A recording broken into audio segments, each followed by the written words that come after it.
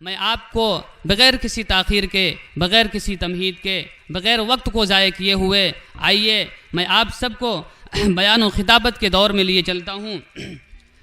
اس کے لیے سب سے پہلے میں ایک ایسی شخصیت کو مدعو کرنے جا رہا ہوں جن کے قلوب کے اندر امت کا درد پنہا ہے، جن کا دل اپنے لیے نہیں دھڑکتا ہے، امت کی گتھیوں کو سلجھانے میں صرف ہوتا ہے، جن کا مشغلہ اور جن کا کام، جن کا 24 گھنٹے کا وقت صرف امت کے جو فکریں ہیں، امت میں جو کمیاں ہیں، جو خرابیاں ہیں، جو نا اتفاقیاں ہیں، اسے دور کرنے میں صرف ہوتا ہے۔ اس لیے میں حضرت مولانا منیر احمد صاحب دامت برکاتہم العالیہ جو نائب محتمم ہیں مدرسہ نور العلوم ہرہار پور پرتاپ گڑھ کے، انتہائی ادب سے التماس کرتا ہوں حضرت والا تشریف لائیں، ہم سب کو اپنے مواعظ حسنہ سے مستفیض فرمائیں، یہ کہتے ہوئے کہ بوذر و سلمان کے اوصاف کا مظہر ہو تم، بوذر و سلمان کے اوصاف کا مظہر ہو تم، اس زمیں پر غیرت اسلام کا پیکر ہو تم، تیرے سینے میں خدا کا آخری پیغام ہے، تو خدا کی اس زمیں پر رحمت اسلام ہے۔ حضرات آپ سب انتہائی غور سے پوری توجہ کے ساتھ حضرت والا کے ناصحانہ کلمات کو سنیے۔ حضرت والا بہت دیر تک بولتے نہیں ہیں، انتہائی مشغولی کا وقت ہے، ہم سب کے جذبات کی قدر کرنے کے لیے آپ اپنے قیمتی وقت کو فارغ کر کے تشریف لائے ہوئے ہیں۔ آپ سب حضرت کی باتوں کو غور سے سماعت فرمائیں۔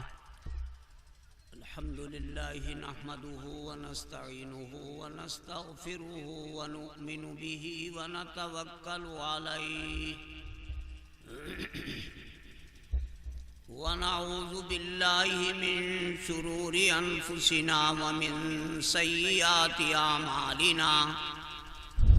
من یہدہ اللہ فلا مضل لہ ومن یضللہ فلا ہادی لہ ونشهد أن لا إله إلا الله وحده لا شريك له ونشهد أن محمدا عبده ورسوله صلى الله تعالى عليه وسلم أما بعد فأعوذ بالله من الشيطان الرجيم بسم الله الرحمن الرحيم ربنا وابعث فيهم رسولا منهم يتلو عليهم آياته ويزكيهم ويعلمهم الكتاب والحكمة وَإِن كَانُوا مِن قَبْلُ لَفِي ضَلَالٍ مُبِينٍ۔ علماء کرام، معزز حاضرین، میں آپ کے اس دیار کے اندر کافی مشقت اٹھانے کے بعد حاضر ہو سکا ہوں اور صبح 4 بجے سے اٹھ کر کے کئی جگہوں پر جانے کا اتفاق ہوا اور گرمی کی شدت اتنی زیادہ ہے کہ آپ کے یہاں تقریباً 5 بجے چل کر 8 کے آس پاس یہاں آیا ہوں، لیکن آپ حضرات کی محبت نے ہمیں اس پر مجبور کر دیا کہ میں آپ کے اس پروگرام میں تمام طرح کے مصائب اور آلام کو برداشت کر کے آپ کے یہاں حاضری دوں۔ پھر آپ انتہائی خلوص اور للہیت کے ساتھ آپ یہاں بیٹھے ہیں، مجھے آپ سے چند باتیں عرض کرنی ہیں، امید ہے کہ آپ انہیں غور سے سنیں گے اور اللہ تعالیٰ ان باتوں پر مجھے بھی اور آپ کو اور کائنات انسانیت کے ہر فرد مسلم اور مسلمات کو عمل کرنے کی توفیق عنایت فرمائیں۔ میرے بھائیوں، میں نے جو آیت آپ کے سامنے تلاوت کی ہے، ارے بھائی ذرا بات اس وقت میں کیجیے، میں نے جو آپ کے سامنے آیت تلاوت کی ہے، اللہ تعالی نے حضرت ابراہیم علیہ السلام کی زبان سے ایک دعا کرائی، اور حضرت ابراہیم علیہ السلام نے یہ دعا کی، ربنا وبعث فیہم رسولا منہم یتلو علیہم آیاتہ ویزکیہم۔ اے ہمارے پروردگار، آپ اسی قوم کے اندر، اسی قوم کے ایک فرد کو آپ بھیج دیجئے، اور بھیجنا اس کام کے لیے ہو کہ ان کے لیے 3 چیزیں ضروری ہیں۔ پہلی بات تو یہ ہے یتلو علیہم آیاتی، ایسا آپ پیغمبر مکے کے اندر بھیج دیجئے جو انہی کی قوم کا ہو، بنو ہاشم کی قوم سے اس کا تعلق ہو، اور وہ آنے کے بعد پہلا کام یہ انجام دیں کہ اللہ کے کلام کی تلاوت ان کے سامنے کریں، اور ان کے دلوں کے اندر جو کھوٹ ہے، ان کے دلوں کے اندر جو کھوٹ پڑا ہوا ہے، وہ ان کھوٹ کو نکال دیں، اور نکال دینے کے بعد اس کو پاکیزہ بنا دیں، اور اللہ کی کتاب کی تعلیم کو دنیا کے اندر رائج فرمائیں۔ اگرچہ یہ قوم ایسی ہے کہ ان باتوں کے سننے کے لیے بہت زیادہ دور ہیں، اور یہ قوم انتہائی درجے گمراہ ہے اور گمراہی کے اندر پڑی ہوئی ہے، اے اللہ آپ ایسے رسول کو، ایسے نبی کو بھیج دیجئے جو ان 3 کاموں کو انجام دے۔ وہ 3 کام کیا ہیں؟ یتلو علیہم آیاتی، اللہ کی کتاب کی تلاوت کریں، ویزکیہم، اور ان کے قلوب کے کھوٹ کو نکال دیں اور ان کو پاکیزہ کر دیں، ویعلمہم الکتاب والحکمہ، اور ان کو کتاب کی تعلیم دیں اور حکمت اور دانائی کی باتیں سکھلائیں۔ اگرچہ وہ قوم انتہائی درجے کھلی ہوئی گمراہی کے اندر ہے۔ میرے بزرگوں، یہ دعا حضرت محمد صلی اللہ تعالی علیہ وسلم کے حق کے اندر قبول ہوئی، اور آپ مکے کے اندر تشریف لائے، اور مکے کے باشندے گمراہیوں کے گہوارے کے اندر پلے ہوئے تھے، کسی بھی راہ ہدایت کو سننے اور ماننے کے لیے تیار نہیں تھے، اور آپ نے ایسی قوم کے سامنے جب یہ اعلان کیا کہ اللہ ایک ہے اور تم اسی ایک اللہ کی عبادت کرو، اور مجھے اللہ نے اپنا رسول بنا کر کے بھیجا ہے، اور تم میری رسالت کو اقرار کرو اور میری رسالت کو تم تسلیم کرو۔ میرے بزرگوں، یہ اعلان سرکار دو عالم احمد مجتبیٰ محمد مصطفیٰ صلی اللہ تعالی علیہ وسلم نے کیا۔ علماء کرام یہاں موجود ہیں، آپ بھی پڑھے لکھے ہیں، دانشور ہیں،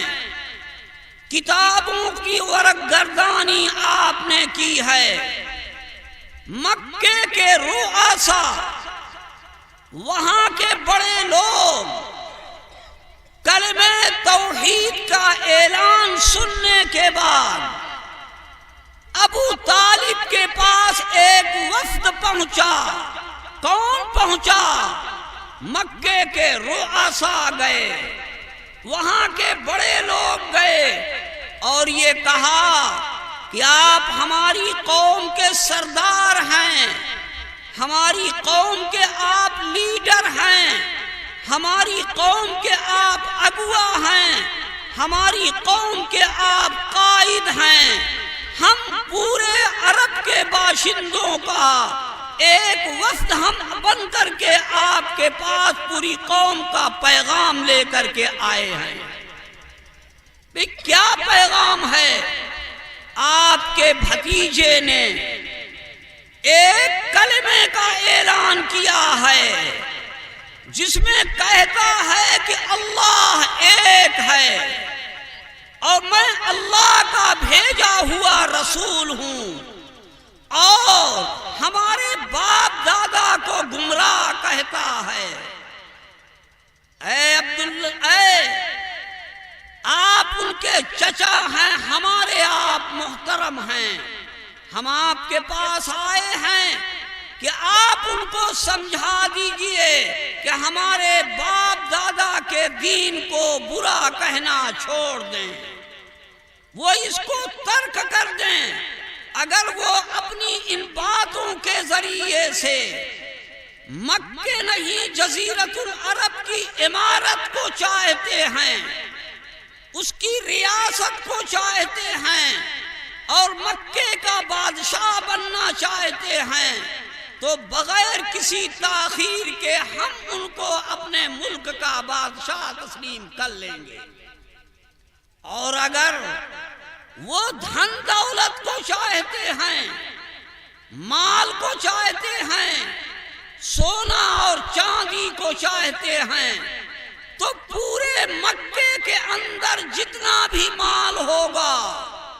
جتنی بھی دھن دولت ہوگی، سونا اور چاندی ہوگا، ہم ان کے قدموں پر لا کر ڈھیر کر دیں گے، اور یہاں پورے جزیرت العرب کے اندر ان سے زیادہ کوئی مالدار نہیں ہوگا۔ اور اگر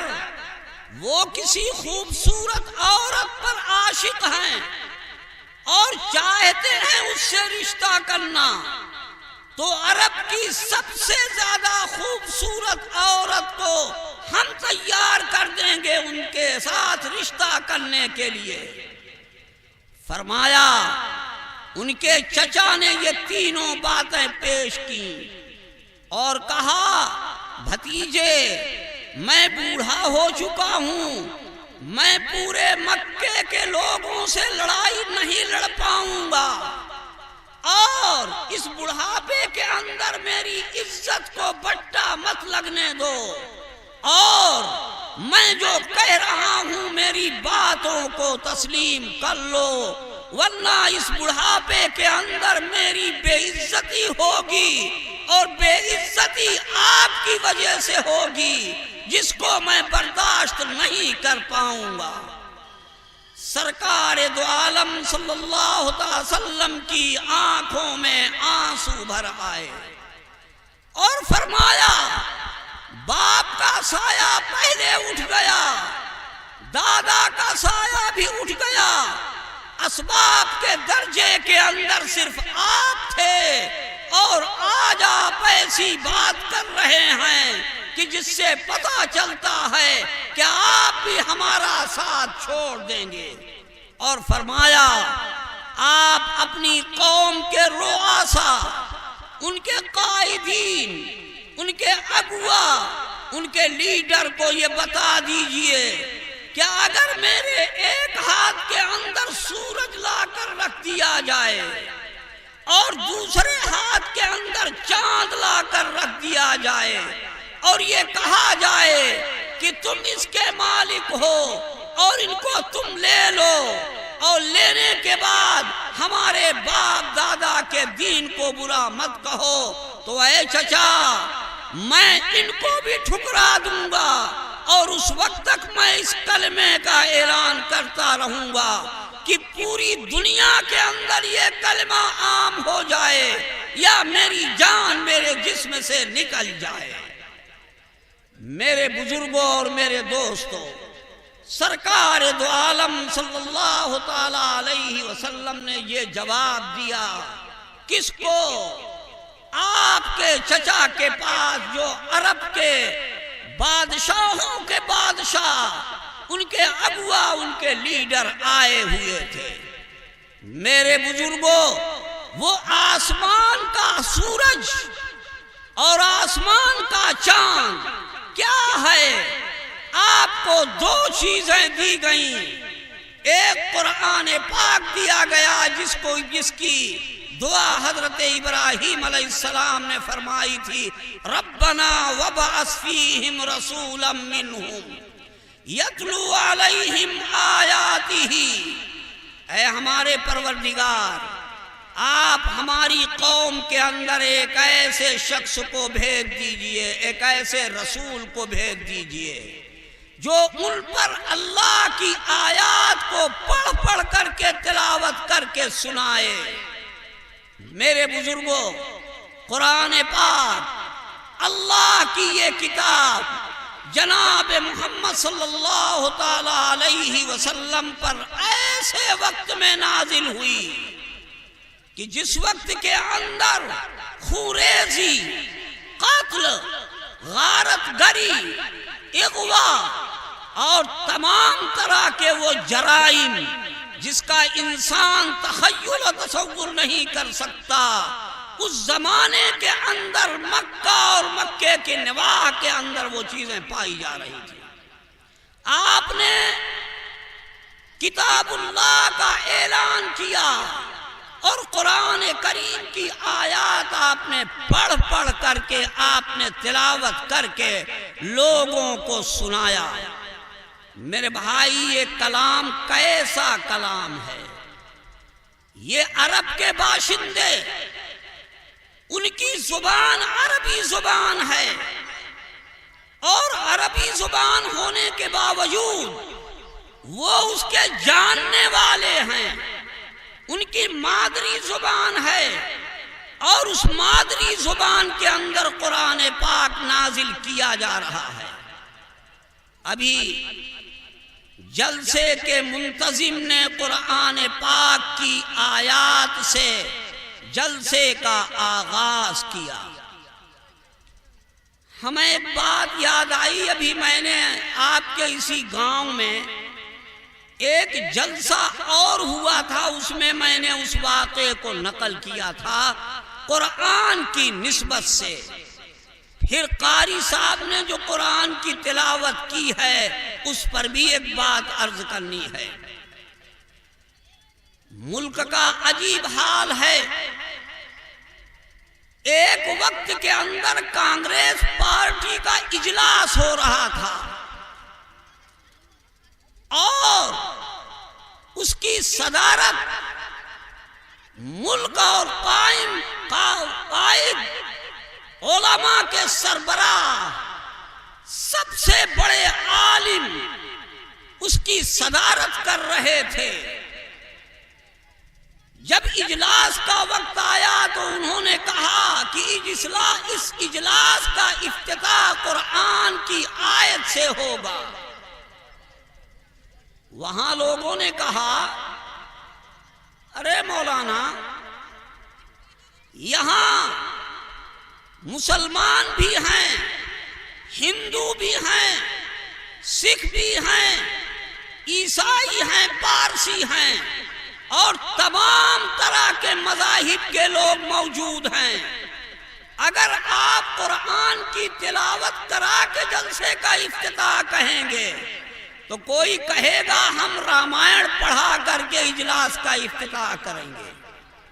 کوئی کہے گا کہ ہم تورات و زبور اور انجیل پڑھا کر کے ہم افتتاح کریں گے۔ انہوں نے کہا مجھے سب منظور ہے، لیکن قرآن کی آیت پڑھ کر کے اس کے بعد اجلاس کا افتتاح کیا جائے گا۔ تو فرمایا، قاری ابراہیم صاحب جو اب تو موجود نہیں ہیں،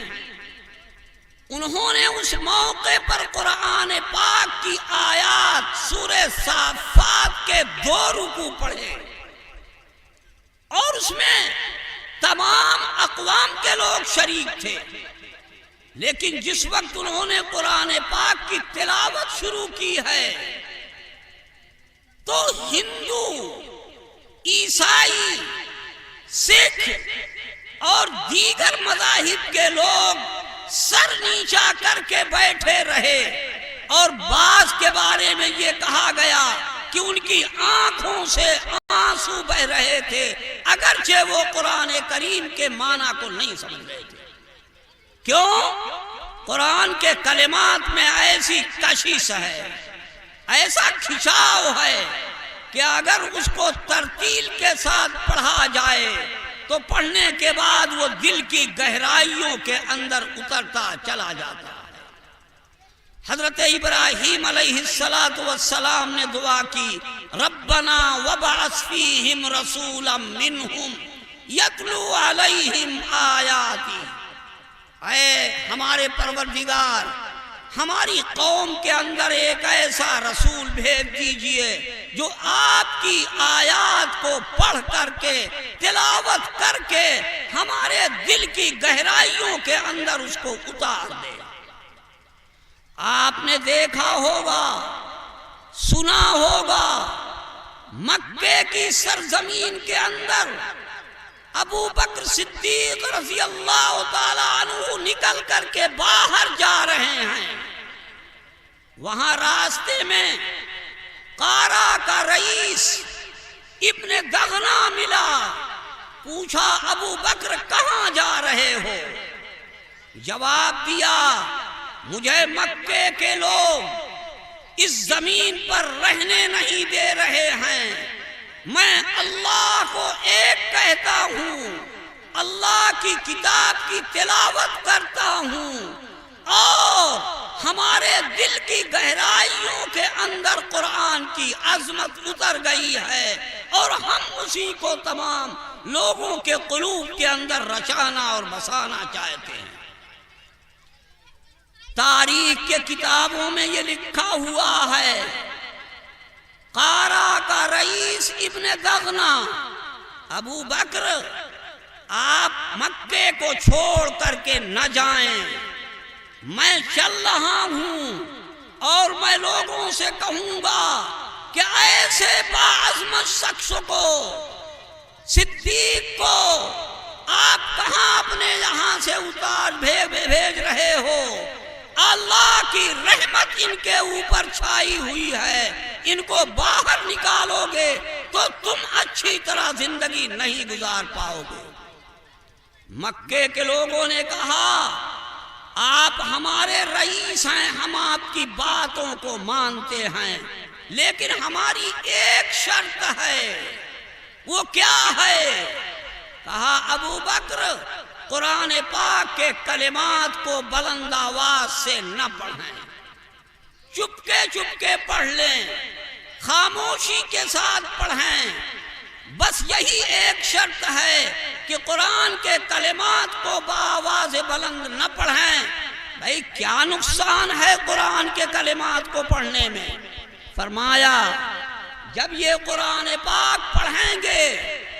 میری ماں اور میری بہنیں اس کو سنیں گی، میرے بچے اور میری بچیاں اس کو سنیں گی، اور ان کی دل کی گہرائیوں میں یہ قرآن اترے گا، اور پھر وہ اسی کلمے کے پجاری بنیں گے جس کو جناب محمد صلی اللہ علیہ وسلم لے کر کے آئے۔ فرمایا، وقتی طور پر ابن دغنا کی بات سنا دی گئی۔ ابو بکر صدیق رضی اللہ تعالی عنہ فجر کی نماز کے بعد قرآن کی تلاوت کر رہے ہیں، عورتوں کے کانوں میں وہ آواز پہنچ رہی ہے، ماں اور بہنوں کے کانوں میں وہ آواز پہنچ رہی ہے، بچے اور بچیوں کے کان میں پہنچ کر کے وہ آواز دل کی گہرائیوں کے اندر اتر رہی ہے، اور عورتوں نے چیخ لگانی شروع کر دی کہ یہ وہ کلام ہے جو ہمارے دل کی گہرائیوں کے اندر اتر رہا ہے، اور انہوں نے کلمہ توحید لا الہ الا اللہ محمد الرسول اللہ صلی اللہ علیہ وسلم پڑھنا شروع کر دیا۔ مکے کے ان لوگوں نے کہا کہ مجھے اسی کا خطرہ تھا کہ اگر قرآن کے کلمات پڑھے گئے تو وہ ایسا کلام ہے جو انسان کے دل کو چیرتا ہوا، اس کو میں شگاف پیدا کرتا ہوا اندر گھستا ہے۔ وہی چیز ہمارے سامنے آئی۔ میرے بزرگوں، قرآن ایک ایسی کتاب ہے جس کو آسمان کی بلندی سے لے کر کے زمین کے تحت الثری تک اس کے اثرات چھائے ہوئے ہیں، اور اگر کوئی اس کو پڑھتا ہے یا سنتا ہے تو اس کے فوائد سے وہ آشنا ہوتا ہے، اور اس کا دل اس کے پڑھنے کی وجہ سے اللہ کی طرف راغب ہوتا ہے۔ میرے بزرگوں اور دوستوں، مجھے آپ سے لمبی بات نہیں کہنی ہے۔ بہت سے معزز علماء آپ کے یہاں آئے ہوئے ہیں۔ ایک دور ابھی ایسا گزرا ہے جس میں مدارس کے اوپر طرح طرح کے مصائب آئے ہوئے تھے، علماء کی گرفتاریاں اور مدارس میں پڑھنے والوں کے اوپر دہشت گردی کے الزامات عائد کیے جا رہے تھے۔ وہاں دارالعلوم نے ایک اجلاس طلب کیا تھا اور یہ واضح کر کے بتایا، مسلمان ایک ایسی قوم ہے جس کے مذہب کے اندر دہشت گردی نہیں ہے، اور آج دنیا اگر کچھ بھی کہتی رہے، قرآن کے کلمات ان کے اندر شانتی ہے، اس کے اندر انسانیت ہے، اور ان کے اندر پریم ہے،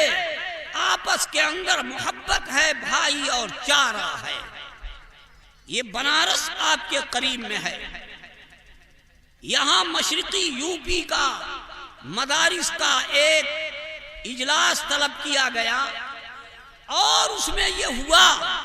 کہ اگر مدارس کے اوپر کہیں سے بھی ایک آنچ آتی ہے تو پوری مشرقی یو پی کے تمام مدارس اور ان کے مسلمانوں سے متحد ہو کر یہ کہا جائے گا کہ تم یہ مطالبہ کرو کہ مذہب اسلام قرآن کو مانتا ہے، اور قرآن کی تعلیم کے اندر دہشت گردی، آتنکواد نہیں پایا جاتا ہے۔ اس اجلاس کے اندر میں بھی شریک ہوا۔ وہاں دارالعلوم دیوبند کے آئے ہوئے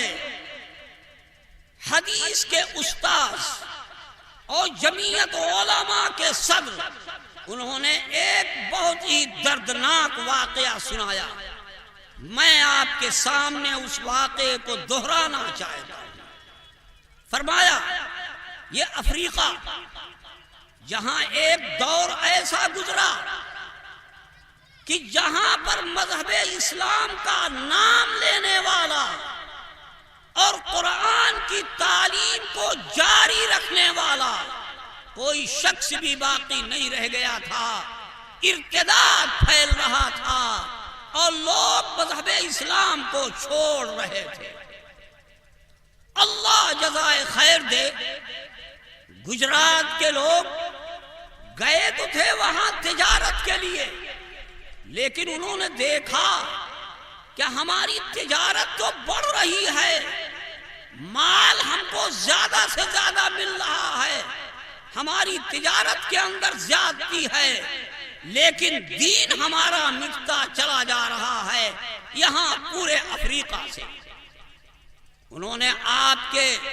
ہندوستان سے بڑے بڑے اچھے قراء کو بلایا،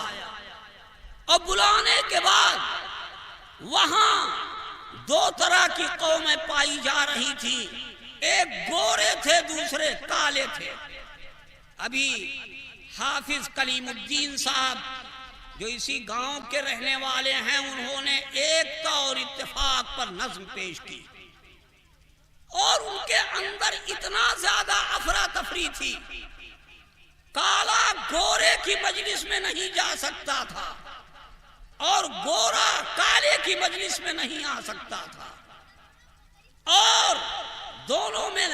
اتنی زیادہ دشمنی تھی کہ کوئی ایک دوسرے کے قریب ان کی باتوں کو سننے کے لیے تیار نہیں تھا۔ یہ قرہ پہنچے اور پہنچنے کے بعد ان تاجرین کو جمع کیا، وہاں کے باشندوں کو جمع کیا اور یہ کہا کہ اپنے بچوں کو آپ 1 گھنٹہ کے لیے، آدھا گھنٹے کے لیے آپ ہمارے حوالے کر دیجئے، ہم ان کو قرآن کے کلمات سکھائیں گے، پڑھائیں گے اور ہم ان کو یاد کرائیں گے۔ چنانچہ وہ اپنی گاڑیوں سے درخت کے نیچے کسی چھان کڑیا میں مسجد کے کونے میں وہ آتے اور اپنی گاڑی کھڑی کرنے کے بعد بچوں کو 1 گھنٹہ، آدھا گھنٹہ قرآن پاک پڑھاتے۔ پارے اما نہیں یسرنا القرآن اور قائد بغدادی، اور جب ان کو پڑھا چکے تو پارے اما ان کا شروع کرایا۔ دھیرے دھیرے یہ فضا بنی اور آپس میں قرب ہوا، تو قرب ہونے کے بعد گوروں کے بچے بھی آنے لگے اور کالوں کے بچے بھی آنے لگے۔ اور جب انہوں نے پڑھا، قاری صاحب نے ان سے کہا کہ جب تم اپنے گھروں کو جاؤ، شام کو تم تھوڑی دیر چراغ جلا لو، ایک دیا جلا لو، روشنی کرو، اور جو سبق تم نے پڑھا ہے قرآن کا اس کو 10 منٹ تم پڑھ لیا کرو۔ میرے بزرگوں، ان کی اس ہدایت نے اور ان کی اس محنت نے ایسا وقت لا کر کھڑا کر دیا کہ جو لوگ قرآن سے دور تھے، مذہب اسلام سے مرتد ہو رہے تھے، اس قرآن کی دولت سے وہ مالا مال ہوئے۔ ان کا آپس کا انفرادی حصہ اور ان کی آپس کی دشمنی ختم ہوئی، اور ختم ہونے کے بعد اس قرآن کی برکت سے ان کے دلوں کے اندر دوبارہ پھر ایمانی جذبہ پیدا ہوا اور ایمانی حرارت ان کے اندر جوش میں آئی۔ تو میرے بزرگوں، پہلی بات تو مجھے آپ سے یہ عرض کرنی ہے کہ اگر میں ان تینوں باتوں کی وضاحت کروں گا تو آنے والے علماء کو شاید ٹائم نہ مل پائے، اس لیے میں آپ سے یہ کہوں گا کہ حضرت ابراہیم علیہ السلام نے پہلی دعا یہ کی، ربنا وبعث فیہم رسولا منہم، اے ہمارے پروردگار آپ انہی میں سے ایک رسول بھیج دیجئے جس کا پہلا کام یہ ہے یتلو علیہم آیاتی، جو اللہ کی آیات کو تلاوت کر کے پڑھ کے جاہل قوم عرب کے سامنے پیش کرے۔ جناب محمد صلی اللہ تعالی علیہ وسلم نے غار حرا میں قرآن پاک کی پہلی آیت اتری اور اس کے بعد قرآن پاک اترتا رہا اور قوم ملت کے سامنے آپ اس کو اجاگر کرتے رہے، پڑھ پڑھ کر کے اس کو لوگوں کے سامنے پیش کرتے رہے۔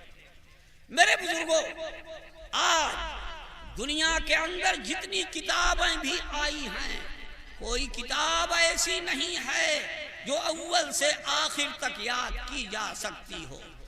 اور اس قرآن پر اور اس کے مٹانے کے لیے جتنی کوششیں کی گئیں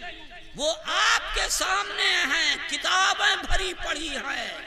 تاریخ کے اندر ہے کہ قرآن پاک کو دریا کے اندر ڈال دو، اور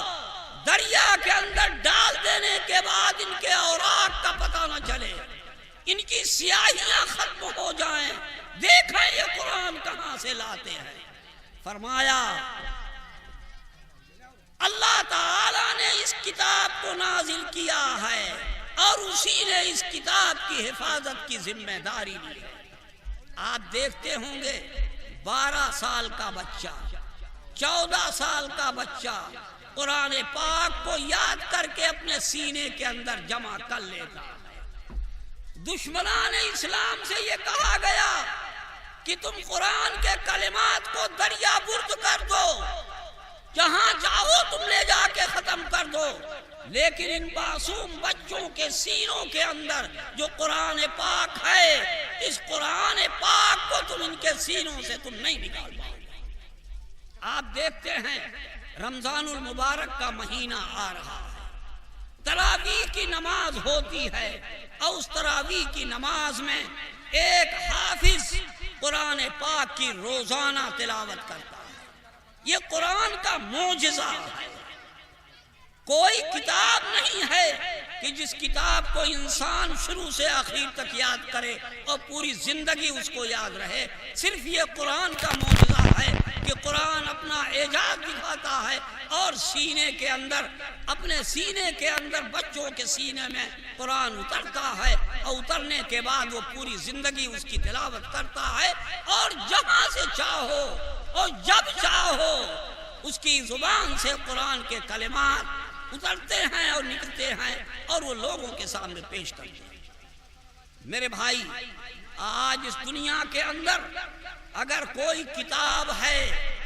جس نے آپ کو ہدایت کا سبق دیا ہے تو وہ قرآن پاک ہے۔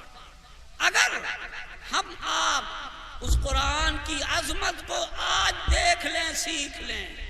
تو ہمارے یہاں کا اختلاف ختم ہوگا، ہماری برائیاں ختم ہوں گی، ہمارے گھر کے اندر جو برائیاں ہوں گی انشاءاللہ وہ ختم ہوں گی، گھر کے باہر جو ہوں گی، قوم کے اندر جو ہوں گی، ضلع کے اندر ہوں گی، صوبے کے اندر ہوں گی، ملک کے اندر ہوں گی، وہ تمام برائیاں انشاءاللہ زائل ہوں گی۔ تو میرے بھائیوں اور میرے دوستو، ہم نے آپ کے سامنے پہلی بات یہ رکھی کہ حضرت ابراہیم علیہ السلام نے دعا کی، ربنا وابعث فیہم رسولا منہم یتلو علیہم آیاتی، اے ہمارے پروردگار، ان کے اندر ہماری ہی قوم میں سے ایک رسول بھیج دیجئے جو اللہ کی کتاب کی تلاوت کرے، اور اللہ کی کتاب کی تلاوت کرنے کے بعد ان کے دلوں کے اندر جو کھوٹ ہے وہ کھوٹ کو صاف کر دے، اور صاف کرنے کے بعد ان کو پاکیزہ بنا دے۔ میرے بھائی، وقت زیادہ ہو چکا ہے، اگر میں ان تینوں آیتوں کی وضاحت کروں گا تو شاید بہت لمبا وقت گزر جائے، تو پھر کسی موقع پر اللہ نے اگر موقع دیا تو میں آپ سے آئندہ ان باتوں کو پورا کروں گا۔ اتنی گزارش ہے کہ آپ اپنے بچوں کو، خود آپ اپنی ماؤں کو، اپنی بہنوں کو، ان بچوں کو، جوانوں کو، بوڑھوں کو چاہیے کہ اس قرآن پاک کو یاد کریں، اس کو سیکھیں اور اس کو پڑھیں۔ اور کیا ملے گا؟ فرمایا ایک حرف اگر آپ نے پڑھا تو ایک حرف پر 10 نیکیاں ملیں گی، چاہے آپ اس کے معنی سمجھتے ہوں یا نہ سمجھتے ہوں۔ اور اے بچوں، اے لڑکے بیٹھو، ارے یار میرا کام ہی ہے بچوں کا بہور، کچھ نہیں تو مجھے 50 سال ہو گئے بچوں کو بہورتے ہوئے۔ دیکھو شرافت کے ساتھ بیٹھ، اے لڑکے بیٹھ، ورنہ مرغا بنا دوں گا اسی لیے، اور ذبح کروں گا الٹی چھری سے۔ ہاں بھائی، یہ بچے ہیں، یہ کچھ نہ کچھ تو کریں گے۔ تو میں نے آپ کے سامنے یہ بات عرض کی کہ میرے بھائی، اس قرآن پاک کو آپ سینے سے لگائیے۔ اگر آپ صحیح نہیں پڑھ سکتے ہیں، کچھ گڑبڑ بھی پڑھتے ہیں، لیکن پڑھیے، اور پڑھنے کے بعد آپ کو ایک حرف پر 10 نیکیاں دی جائیں گی۔ اور اگر آپ اس کو اپنی پوری عظمت کے ساتھ اپنے سینے سے لگائیں گے تو ہمیں اللہ کی ذات سے قوی امید ہے کہ اللہ تعالی آپ کے دل کے اندر شرافت پیدا کریں گے، اخلاص پیدا کریں گے، محبت پیدا کریں گے۔ اللہ سے دعا ہے کہ اے اللہ ہم سب کو قرآن پڑھنے کی توفیق عنایت فرمائیے، اور اس کی عظمت ہمارے قلوب کے اندر پیدا فرما دیجئے اور پورے ملک کے اندر اس کی فضا کو عام کر دیجئے تاکہ مسلمانوں کے اندر اسلامی جذبہ پیدا ہو اور اسلام کے بتائے ہوئے اصولوں پر ہم چل کر کے اپنی اخروی زندگی کو سنوار سکیں۔ اللہ تعالی مجھے بھی اور آپ کو، ہماری ماؤں کو، ہماری بہنوں کو اور کائنات انسانیت کے ہر فرد کو اس پر عمل کرنے کی توفیق عنایت فرمائے۔ وآخر دعوانا ان الحمد للہ رب العالمین۔